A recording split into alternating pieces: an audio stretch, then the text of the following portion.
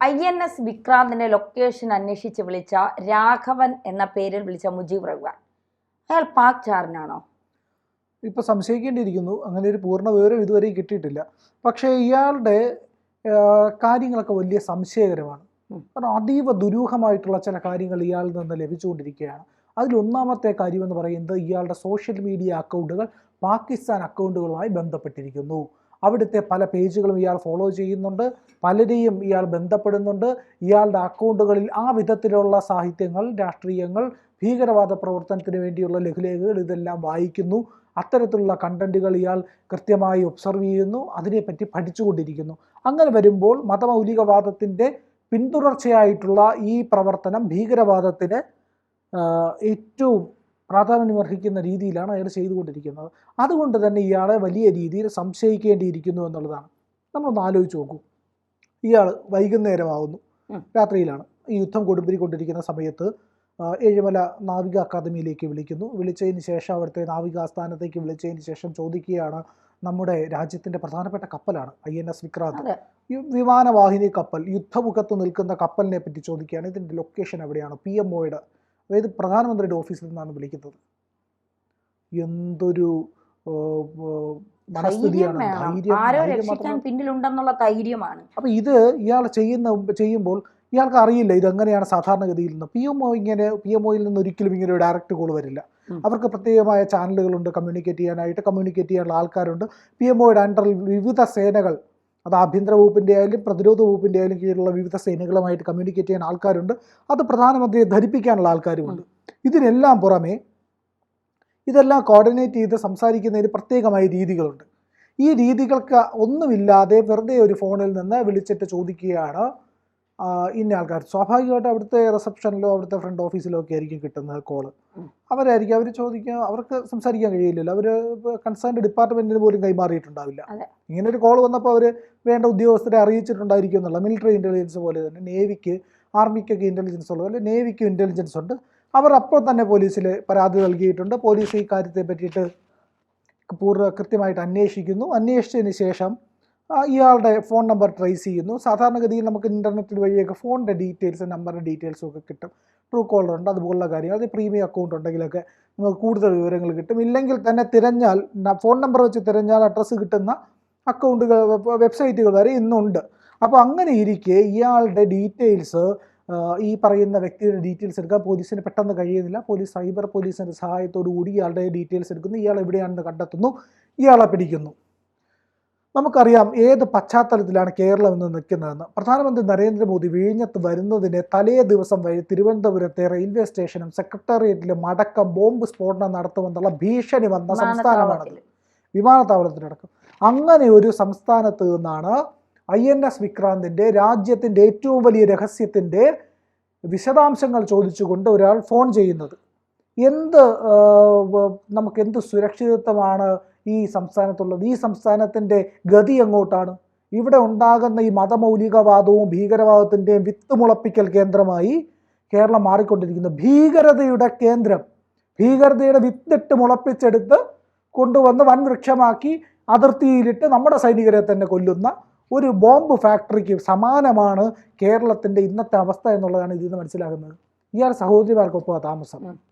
ഇയാൾക്ക് പോലീസ് പിടിച്ചു കഴിഞ്ഞപ്പോഴത്തേക്കും ഫസ്റ്റ് അടവെടുത്തു. എല്ലാ ഭീകരവാദികളും ചെയ്യുന്ന അടവാണ് മാനസിക രോഗം. എനിക്ക് ഭ്രാന്താണ്. അപ്പോൾ ജയരാജനെ പോലുള്ളവരൊക്കെ വെട്ടിയിട്ട വാഴത്തട പോലെ അങ്ങ് വീഴും. ഒറ്റ വീഴ്ചയാണ്, എനിക്ക് അറ്റാക്കാണേ. പക്ഷേ ഇവിടെ ഭീകരരാകുമ്പോഴത്തേക്കും സുഖമില്ല. സിദ്ദിഖാപ്പന് ജയിലിൽ കിടന്ന് കുറേ നാൾ സുഖമില്ലായിരുന്നു. ഭീകരപ്രവർത്തനത്തിന് പോയിട്ടല്ലേ ഈ പറയുന്ന ദേശവിരുദ്ധ പ്രവർത്തനം നടന്നിട്ടില്ല. പോപ്പുലർ ഫ്രണ്ടിന്റെ പ്രവർത്തനമായിട്ട് നടന്നിട്ടല്ലേ ഈ പറയുന്ന പോലീസ് പിടിക്കുന്നത്. എന്നിട്ടല്ലേ നമ്മളെയൊക്കെ പോലീസ് പിടിക്കുന്നില്ലല്ലോ. നമ്മൾ പോപ്പുലർ ഫ്രണ്ടിന്റെ പ്രവർത്തനത്തിന് പോകുന്നില്ല, ഭീകരവാദത്തിന് പോകുന്നില്ല, മാവോയിസ്റ്റ് ആവാൻ പോകുന്നില്ല, അടുത്ത് ബോംബ് വയ്ക്കാൻ പോകുന്നില്ല, കണ്ടവന്റെ നെഞ്ചത്ത് കയറാൻ പോകുന്നില്ല. അല്ല, ഇവന് പ്രധാനമന്ത്രിയുടെ ഓഫീസിൽ നിന്ന് വിളിക്കാൻ മാനസിക രോഗമില്ല. INS വിക്രാന്ത്, രാഘവൻ എന്ന പേര് പറയാൻ പറ്റില്ല. വ്യോമസേനയുടെ ഏറ്റവും വലിയ യുദ്ധം വാങ്ങിയ INS വിക്രാന്തിന്റെ പേര് ചോദിക്കാൻ മാനസിക രോഗമില്ല. അതിന്റെ ലൊക്കേഷൻ ചോദിക്കാൻ മാനസിക രോഗമില്ല. ഇത് അറിയാൻ ഏഴിമല നാവികസേനയുടെ ഓഫീസിലേക്കാണ് വിളിക്കേണ്ടതെന്ന് അറിയാൻ മാനസിക രോഗമില്ല. പിടിക്കപ്പെട്ടപ്പോൾ അവൻ മാനസിക രോഗം. അത് ഈ പറയുന്ന എല്ലാ തരത്തിലുള്ള തീവ്രവാദികളും ആദ്യം അനുഭവിക്കുക മാനസിക രോഗം. ശരി, സമ്മതിക്കുന്നു. ഈ മതത്തിൻ്റെ മൗലികവാദം കൊണ്ട് ഉള്ള ഈ പറയുന്ന പാകിസ്ഥാനി അക്കൗണ്ടുകളൊക്കെ ഫോളോ ചെയ്യുന്നെങ്കിൽ ഇവൻ മാനസിക രോഗം തന്നെയാണ്. പക്ഷെ ആ മാനസിക രോഗത്തിന് അതെ പാകിസ്ഥാനിൽ അതിനെ വിളിക്കുക ദീനെന്നോ ഇല്ലെങ്കിൽ നല്ലതെന്നോ ഇപ്പം ദൈവത്തോടുള്ള കടപ്പാടെന്നൊക്കെ ആയിരിക്കും അവരുടെ ഭാഷയിൽ അള്ളാഹുവിന് വേണ്ടി നിൽക്കുന്ന ആളെന്നൊക്കെ ആയിരിക്കും വിളിക്കുന്നത്. പക്ഷേ സാമാന്യ ജനം അവരെ വിളിക്കുന്ന മതഭ്രാന്തനെന്നും ഇന്ത്യയിൽ അവനെ വിളിക്കുന്നത് ഭീകരനെന്നുമാണ്. അവൻ അങ്ങനെ മാനസിക രോഗമാണ്. പക്ഷെ അതിനെ ഇന്ത്യയിൽ വിളിക്കുന്ന നിയമം അതിനെ പറയുന്ന പേര് പോലീസ് സ്റ്റേഷൻ ബോംബ് വെച്ച് തകർക്കുമെന്ന് പറയണ്ടേ. ഇത് യുദ്ധമൊത്ത് ഇന്ത്യ നിൽക്കുമ്പോൾ INS വിക്രാന്ത് ഏറ്റവും പ്രധാനപ്പെട്ട ഒരു യുദ്ധവാഹിനിയായി നിൽക്കുമ്പോൾ വിമാനക്കപ്പലായി നിൽക്കുമ്പോൾ അതിന്റെ ലൊക്കേഷൻ എവിടെയെന്ന് ചോദിക്കുന്നവന് അവന് പ്രാന്തല്ല. നമ്മുടെയൊക്കെ നാട്ടിൽ പറയില്ല പച്ച കവളി മടൽ വെട്ടി പുറം തിരിച്ച് നിർത്തിയിട്ട് 4 എണ്ണം കൊടുക്കുമ്പോൾ അവൻ പച്ച പറയും പോലെ പറയും. അതെ അങ്ങനെ പറയണം.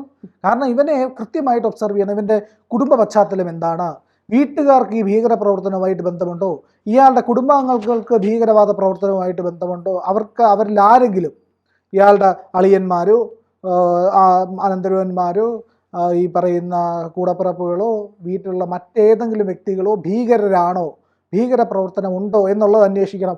ഇയാളുടെ നാട്ടിൽ ഇയാൾക്ക് ആരൊക്കെ ആയിട്ടാണ് ബന്ധമുള്ളതെന്ന് അന്വേഷിക്കണം.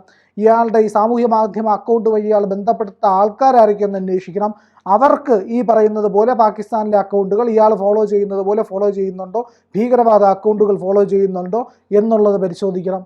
അപ്പോൾ ഇങ്ങനെ ഇയാളെ പിന്തുണയ്ക്കുന്നവർ ആരൊക്കെയാണ്, ഏതൊക്കെ സംഘടനകളാണ്, ഇയാൾക്ക് പോപ്പുലർ ഫ്രണ്ടുമായി ബന്ധമുണ്ടോ, സിമിയുമായിട്ട് ബന്ധമുണ്ടോ, SDP ആയിട്ട് ബന്ധമുണ്ടോ എന്നുള്ളത് അന്വേഷിക്കണം. ഏതൊക്കെ സംഘടനകൾ ഇയാളുണ്ടോ എന്നുള്ളത് അന്വേഷിക്കണം. അപ്പോഴേ ഇയാളുടെ ഹൈഡ് ഔട്ടുകൾ മനസ്സിലാവുള്ളൂ.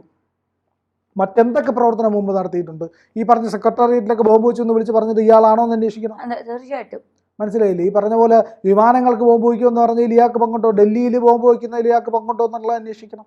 അങ്ങനെയുള്ള കാര്യങ്ങളിൽ ഇയാൾ എവിടെ പഠിച്ചു, എവിടേക്ക് യാത്ര ചെയ്തു, വിദേശത്ത് പോയിട്ടുണ്ടോ, ഉത്തരേന്ത്യയിലാണ് സ്വാഭാവികമായിട്ട് 7 നാഗരിക അക്കാദമിയിൽ ഭൂരിപക്ഷം അവിടെ ജോലി ചെയ്യുക ഹിന്ദിക്കാരൊക്കെ ആയിരിക്കും, നോർത്ത് ഇന്ത്യൻസ് ആയിരിക്കും. അവിടെ വിളിച്ചിട്ട് ചിലപ്പോൾ മലയാളികൾ കുറവായിരിക്കും. അവിടെ വിളിച്ചിട്ട് സംസാരിക്കണമെങ്കിൽ ഹിന്ദിയിലോ ഇംഗ്ലീഷിലോ സംസാരിക്കണം. അങ്ങനെ ഹിന്ദിയോ ഇംഗ്ലീഷോ അറിയാമെങ്കിൽ ഇയാൾക്ക് ഇന്ത്യയുടെ മറ്റു ഭാഗത്ത് എവിടെയെങ്കിലും സഞ്ചരിച്ചിട്ടുണ്ടോ, ഹിന്ദി പരിജ്ഞാനം എങ്ങനെ നേടി, ഇയാൾ ഈ പറയുന്ന പോലെ ഭീകര ക്യാമ്പുകളിലെങ്ങാനും ആയിരുന്നോ, ഇങ്ങനെയുള്ള കാര്യങ്ങൾ കൃത്യമായി അന്വേഷിക്കണം. ഇതുപോലുള്ള ആൾക്കാർ നമ്മുടെ ചുറ്റുവട്ടത്തുണ്ടോ എന്ന് നിരന്തരമായി നമ്മൾ നിരീക്ഷിക്കണം. ഒരുത്തൻ മതമൗലികവാദിയായി ഇത്തരം പ്രവർത്തനങ്ങളിൽ ഏർപ്പെടുന്നുണ്ടെങ്കിൽ അവനെ കൂടുതൽ നിരീക്ഷിച്ച് അവൻ ഭീകരവാദ പ്രവർത്തനത്തിലേക്ക് പോകുന്നുണ്ടോ എന്നുള്ളത് അന്വേഷിക്കേണ്ടത് നാടിൻ്റെ സമൂഹത്തിൻ്റെ ഉത്തരവാദിത്വമാണ്.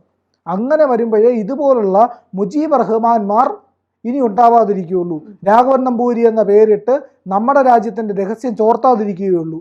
നമ്മുടെ കപ്പലുകളുടെ ലൊക്കേഷൻ ചോദിച്ച് അത് ശത്രുവിന് ചോർത്തി കൊടുക്കാതിരിക്കുകയുള്ളൂ. അങ്ങനെ നമ്മൾ ഓരോരുത്തരും, കാരണം നമ്മളുടെ പ്രതിരോധ സംവിധാനങ്ങൾ ഇല്ലായിരുന്നെങ്കിലുണ്ടല്ലോ ഈ മിസൈലെല്ലാം നമ്മുടെ നെഞ്ചത്തിരുന്നേനെ ഇന്ന് ഈ പാകിസ്ഥാൻ ആക്രമിക്കുമ്പോൾ. അപ്പോൾ അങ്ങനെ ഒരു അവസ്ഥയിൽ നമ്മളുടെ മരണമാണ് അടുത്തത് എന്ന് ഓർമ്മ വേണം. നമ്മുടെ കുടുംബാംഗങ്ങളുടെ മരണമാണ്, നമ്മുടെ വീടാണ് തകരാൻ പോകുന്നതെന്നുള്ള ഓർമ്മയിലുണ്ടെങ്കിൽ ഇതുപോലുള്ള മുജീബ് റഹ്മാന്മാരെ നാട്ടിൽ നിർത്താതെ അടിച്ചോടിക്കേണ്ടതുണ്ട്. അതിനുള്ള ജാഗ്രത കേരളം പാലിക്കണം. കേരളം ഭീകരരെ നട്ടു വളർത്തുന്ന നഴ്സറിയായി മാറരുത്, അതിൻ്റെ വിത്ത് വിളപ്പിക്കൽ കേന്ദ്രമായി മാറരുത്. അതുകൊണ്ട് തന്നെ ഈ രാഘവൻ നമ്പൂതിരിയാകുന്ന ഇത്തരം മുജീബ് റഹ്മാന്മാരെ സൂക്ഷിക്കുക തന്നെ വേണം. ഭീകരവാദത്തെ അടിച്ച് ഉടച്ച് നശിപ്പിക്കുക തന്നെ വേണം. കൂടുതൽ വാർത്തകളും വിശേഷങ്ങളും നിങ്ങളിലേക്ക് എത്താൻ ABC മലയാളം സബ്സ്ക്രൈബ് ചെയ്യുക, ബെൽ ബട്ടണും അമർത്തുക.